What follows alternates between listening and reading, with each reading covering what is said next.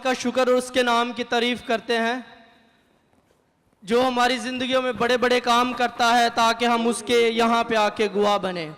ये भाई का ऑपरेशन हुआ, इनके पास पैसे बहुत कम थे, लेकिन खुदावंद का शुक्र अदा करते हैं इनका ईमान जिंदा खुदा पे था और इनके ऑपरेशन का जितना खर्चा हुआ 20,000 इनके ऑपरेशन पे खर्चा हुआ और सारा का सारा इनकी कंपनी ने अफोर्ड किया है। जोरदार तालियां बजाएं, यीशु के नाम को जलाल दे।